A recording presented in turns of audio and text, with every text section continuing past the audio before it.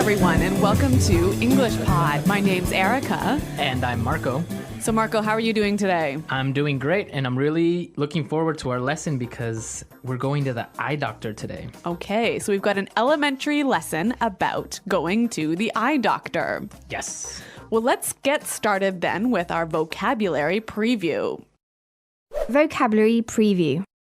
We have 3 words today in our vocabulary preview. All 3 words come from our dialogue. Our first word is struggle. Struggle. Struggle. Struggle.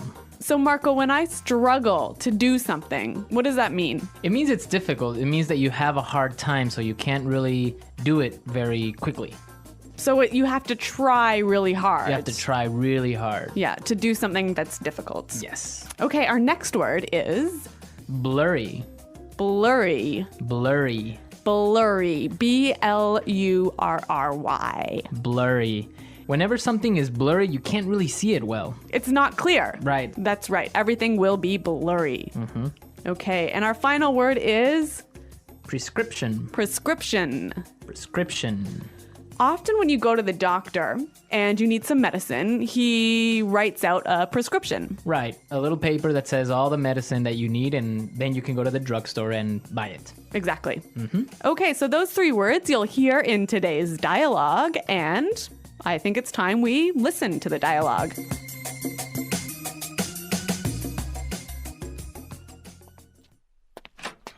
Hello, Arthur. What seems to be the problem? Hey, Doc. Well, I think I might need glasses. I'm getting headaches, and I really struggle to see things that are far away. But I've always had 20/20 vision. Sounds like you might be farsighted.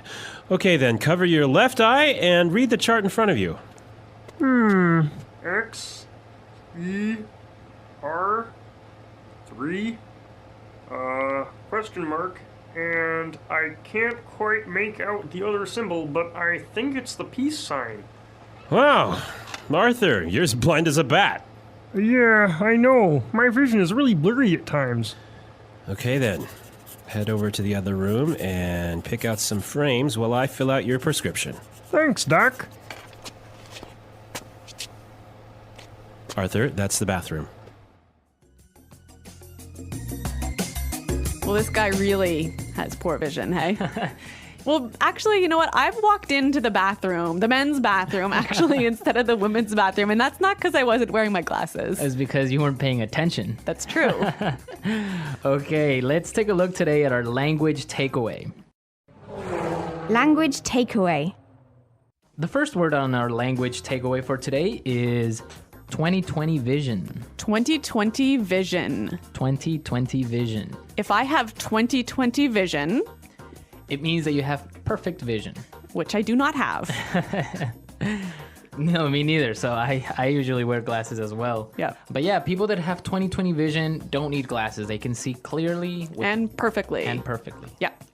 Next word is far-sighted. Far-sighted. Far-sighted.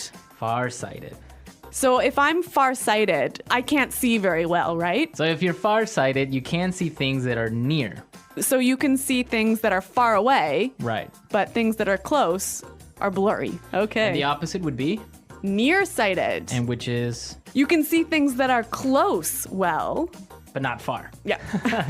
Okay. Far-sighted and nearsighted. Okay, so our next word is make out. Make out. Make out. Make out. Make out. That's kind of a funny little phrase. And let's listen to a few examples of this phrase so we can understand how it's used. Example 1. I can't make out what this says. The writing is too small. Example 2.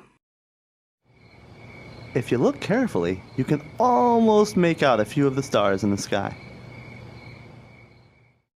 Example 3. Can you see what's written on the sign there? No, I can't quite make it out. Okay, so basically make out is to see clearly. Exactly. Make out. To see. Okay, and our last word for language takeaway today is blind as a bat. Blind as a bat. Blind as a bat. So this is a really funny sounding expression, one of these weird English idioms. Yeah, it's a really common expression that just means that you can't see, Exactly. So it's not like you actually are blind, right? but you just really can't see very well. Okay. All right, we saw 4 great words today in our language takeaway. Now I think we can listen to our dialogue another time. But this time, it's going to be slower so we can pick up all these great words that we just talked about. Hello, Arthur. What seems to be the problem? Hey, Doc. Well, I think I might need glasses. I'm getting headaches, and I really struggle to see things that are far away. But I've always had 20/20 vision. Sounds like you may be farsighted. Okay, then. Cover your left eye and read the chart in front of you. X, E, R, 3, question mark, and I can't quite make out the other symbol, but I think it's a peace sign. Wow. Arthur, you're as blind as a bat. Yeah, I know. My vision is really blurry at times. Okay, then. Head on over to the other room and pick out some frames while I fill out your prescription. Thanks, Doc. Arthur, that's the bathroom. All right, great stuff on our dialogue. And with this, we can start now with putting it together. Putting it together. So we saw a couple useful phrases in this dialogue, and I think we can show you how to use these phrases in a few different ways. Right. The first one that we have today is what seems to be. So we heard in the dialogue, the doctor said, What seems to be the problem? we can use this same expression in a number of different ways. Let's listen. Example 1. What seems to be the problem?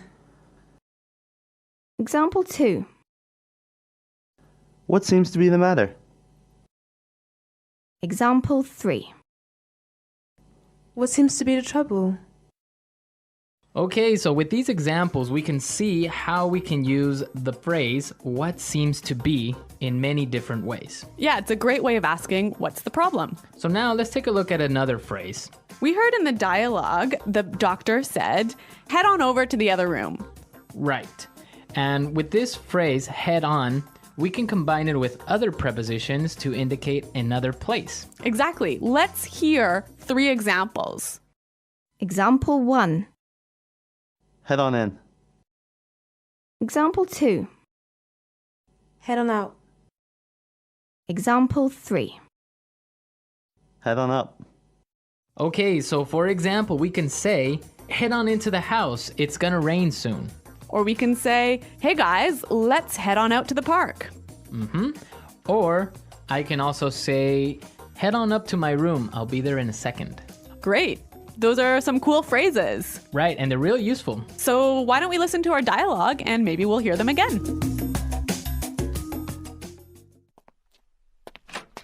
Hello, Arthur. What seems to be the problem? Hey, Doc. Well, I think I might need glasses. I'm getting headaches, and I really struggle to see things that are far away. But I've always had 20/20 vision. Sounds like you might be farsighted. Okay, then. Cover your left eye and read the chart in front of you. X, E, R, 3, question mark, and I can't quite make out the other symbol, but I think it's the peace sign. Wow. Arthur, you're as blind as a bat. Yeah, I know. My vision is really blurry at times. Okay, then. Head over to the other room and pick out some frames while I fill out your prescription. Thanks, Doc. Arthur, that's the bathroom. Okay, so talking about going to the eye doctor today, I have a question for our listeners. A challenge A for challenge. the listeners. What's it called when you can't distinguish colors? So like when you can't tell the difference between red and blue and green. Right. So what is that condition called? So There's like a technical term. We want the technical term. we want the technical term. So we'll be looking for it on our comments page, and be sure to, if you know the answer, post it. at englishpod.com. Also, if you have questions about today's lesson or any other lesson, please come and visit our website and ask us. Yeah, we hope to see you there, but until then, it's Goodbye. Bye.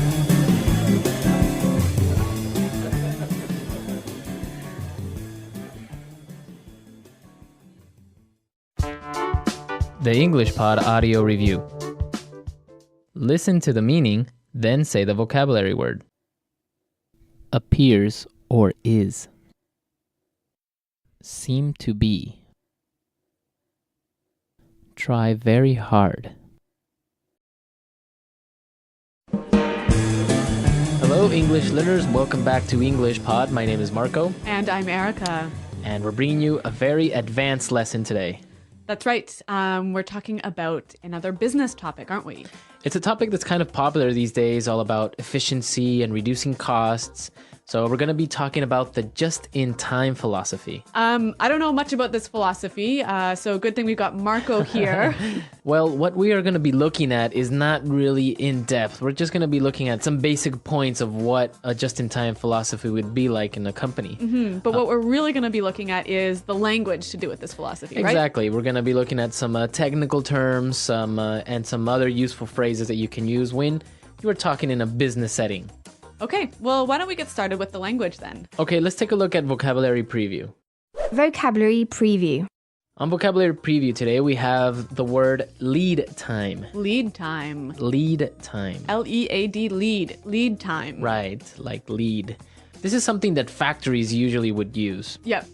I guess lead time is the time in between point A and point B on a production schedule, right? Right, so you could have, for example, production lead time. So that's the time between when you make an order and when the product is finished. Exactly, and you could also have delivery lead time. So the time between when you place an order and when the product gets delivered to you. So depending on the companies, you have different lead times. Some are 3 days, other are 5 days, Yep. other are 45 days. And we at English Pod have a 2-week lead time for our podcast, right? But our delivery lead time is every other day. That's true. Nice. Okay, that's all we're going to be previewing today, so why don't we just listen to the dialogue, and then we'll come back and explain some of these tricky vocabulary words that we'll see.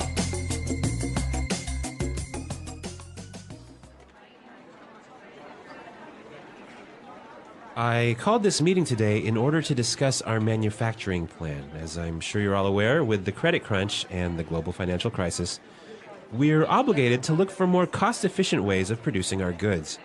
We don't want to have to be looking at redundancies, so we've outlined a brief plan to implement the just-in-time philosophy.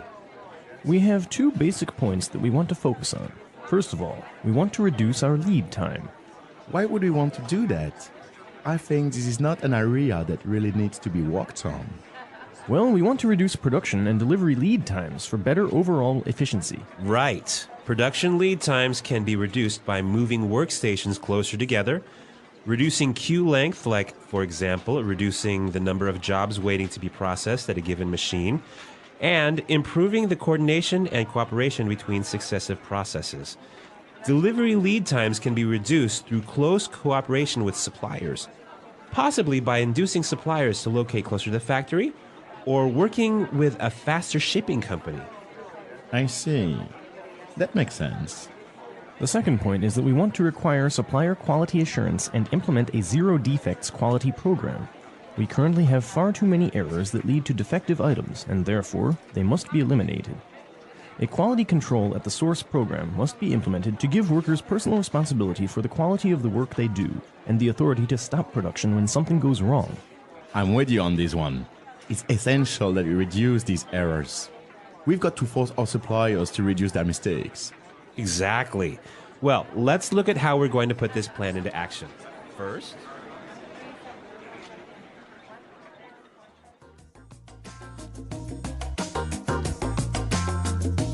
Okay, so they're going to implement just in time in their company. Yes. Yeah, I guess they're putting in some cost control measures. So Marco, there's some great language in here. Why don't we look at it now in language takeaway? Language takeaway. Okay, the first word today, redundancies. Redundancies. Redundancies. Redundancies. So this is kind of a strange word because usually a redundancy is when you're speaking, right? Yeah, maybe when you say something that's already been said. Exactly. You say something that has already been said. But we also use it in the business world. Right. And it comes from the base word redundant, right? Okay. Meaning extra, more than what's needed. Okay. So when a person or a position is made redundant, basically it means they get laid off, right? Right. So redundancies are a synonym of layoffs. Exactly. Yep. Okay. All right. Let's take a look at our next word. Workstations. Workstations. Workstations. Workstations. So a workstation could be anything from your desk, Yeah. Or maybe a workbench, a workbench. or even a place on a production line. Right. So you're a certain machine or something like Yeah. that. So basically a workstation is the area where you work. Okay. Okay. So you can say, can we get a new workstation for the new team member? Or I could say, I want to move my workstation closer to my employees. All right. So workstation. Okay. Let's take a look at our next word. At a given machine. At a given machine. At a given. At a given. This is an interesting way to say at any machine. Exactly. Okay. Yeah, given here is operating exactly the same as here. The word given is operating exactly the same way as any. As any. Yep. Okay, so let's listen to some examples of how we can change it up a little bit and we can use this given word.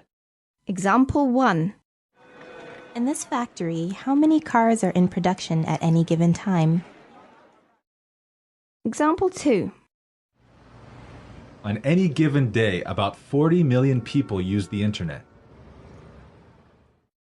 Example 3. Firefighters have to be ready to attend an emergency at any given moment. All right, so any given time, at any given moment. Yep. Any given day. Okay, now let's take a look at our last word today. Defective. Defective. Defective. Defective. So if something is defective, It has a problem with it. it has a problem. Yeah. We can say defective is an adjective. Right. And the noun is defect. Defect. Yep. So if something has a defect, it is defective. Right. So for example, maybe you produce chairs and you make one and this chair is missing a wheel. Okay, so it's defective. Yes. The defect is the missing wheel. The defect is the... Okay. So before we listen to our dialogue again, I want to take a look at this phrase, I'm with you on this one. I'm with you on this one. I'm with you on this one. I'm with you on this one. So what does that mean exactly? I'm with you on this one. I agree with you. I agree with you on this point. Exactly. Okay. So if you agree with somebody on a certain point, you would say, oh, I'm with you on this one. I agree with you. Exactly. Okay. So now let's listen to our dialogue again, and we'll come back and talk a little bit more about the history of this just in time.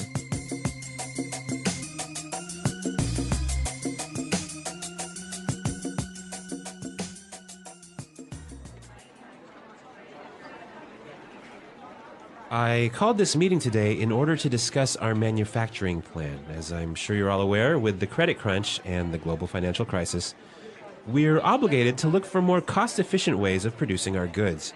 We don't want to have to be looking at redundancies, so we've outlined a brief plan to implement the just-in-time philosophy. We have two basic points that we want to focus on. First of all, we want to reduce our lead time. Why would we want to do that? I think this is not an area that really needs to be worked on. Well, we want to reduce production and delivery lead times for better overall efficiency. Right. Production lead times can be reduced by moving workstations closer together, reducing queue length, like, for example, reducing the number of jobs waiting to be processed at a given machine, and improving the coordination and cooperation between successive processes. Delivery lead times can be reduced through close cooperation with suppliers, possibly by inducing suppliers to locate closer to the factory or working with a faster shipping company. I see. That makes sense. The second point is that we want to require supplier quality assurance and implement a zero defects quality program. We currently have far too many errors that lead to defective items, and therefore, they must be eliminated. A quality control at the source program must be implemented to give workers personal responsibility for the quality of the work they do, and the authority to stop production when something goes wrong. I'm with you on this one. It's essential that we reduce these errors. We've got to force our suppliers to reduce their mistakes. Exactly. Well, let's look at how we're going to put this plan into action. First,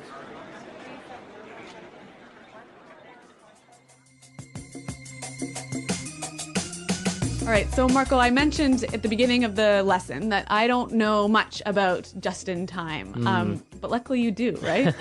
Yeah, I know a little bit about it. So tell me a little bit about where this philosophy came from. What are the origins of this idea?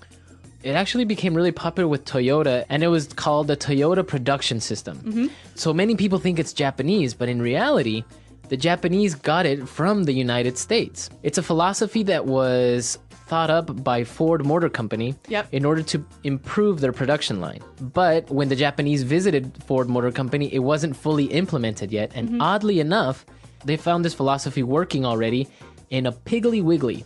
What's a Piggly Wiggly? Piggly Wiggly was a chain of grocery stores in the United States. Okay.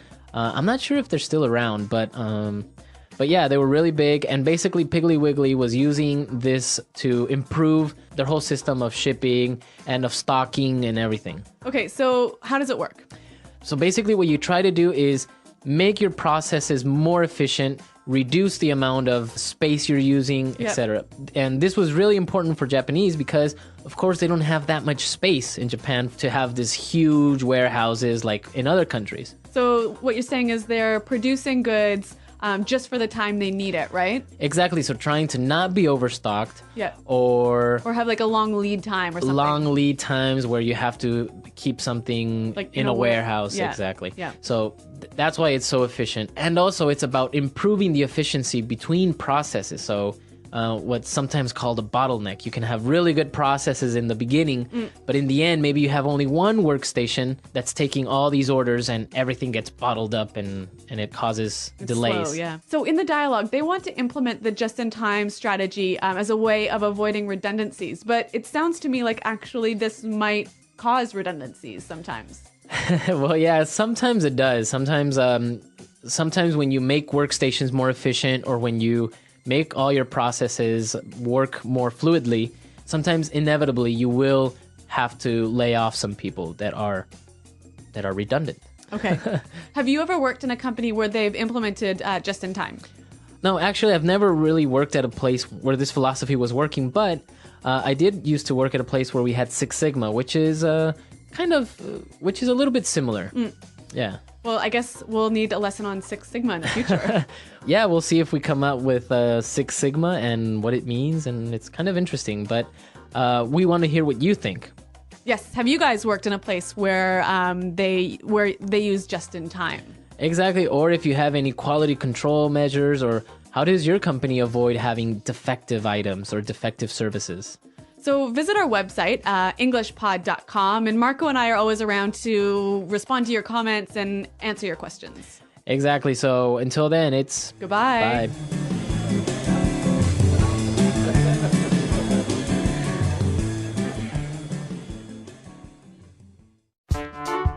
The English Pod Audio Review.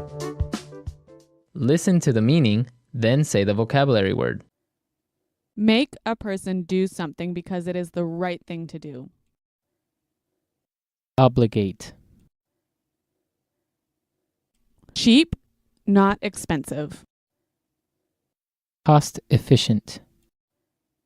Lay off, the ending of workers' employment. Redundancy. Put a plan into action. Implement. The time between the beginning of a process and its end. Lead time. The ability to produce something more quickly. Efficiency.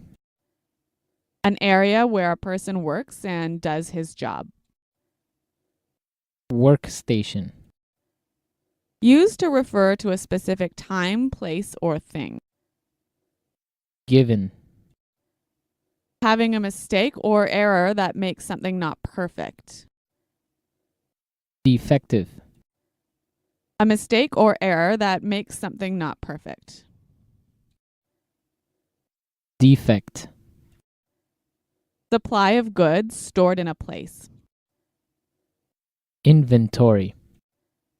The cost of holding inventory. Carrying cost. Large building where products or goods are stored. Warehouse. The supply of goods for sale or available. Stock. Something that slows a process down. Bottleneck. Let's try that faster. Having a mistake or error that makes something not perfect. Defective. Large building where products or goods are stored. Warehouse. The supply of goods for sale or available. Stock. Something that slows a process down. Bottleneck.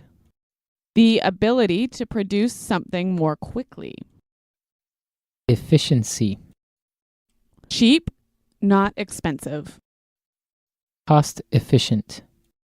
Supply of goods stored in a place. Inventory. Put a plan into action. Implement. A mistake or error that makes something not perfect. Defect. An area where a person works and does his job. Workstation. Make a person do something because it is the right thing to do. Obligate. The time between the beginning of a process and its end. Lead time. The cost of holding inventory. Carrying cost. Layoff. The ending of workers' employment. Redundancy. Used to refer to a specific time, place, or thing. Given. Now say the word and hear it in a sentence. Redundancy.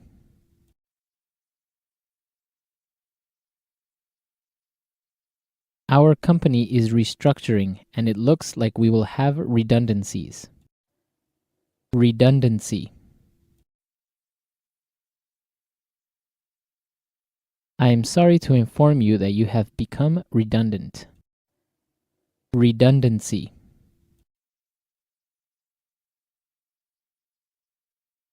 We have to prepare a plan to handle potential redundancies. Lead time.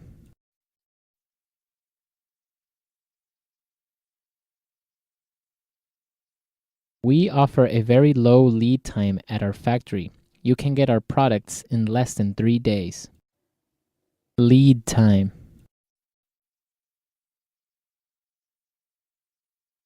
The standard lead time for manufacturing tires is about 1 week.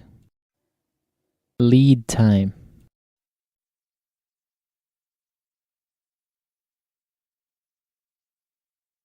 Customers are complaining about our delivery lead time. We should try and get the products to them faster. Workstation. We need to increase the number of workstations available for our employees. Workstation.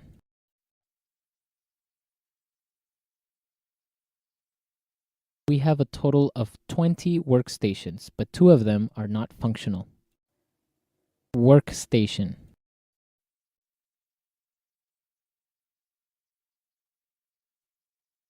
Jim, you should clean up your workstation. You have papers and garbage everywhere.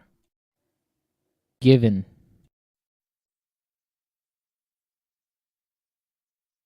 In this factory, how many cars are in production at any given time? Given.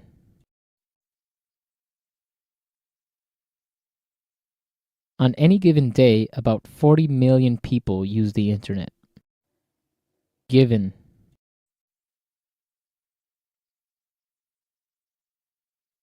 Firefighters have to be ready to attend an emergency at any given moment. Defective. Can I return this defective TV? It doesn't work. Defective.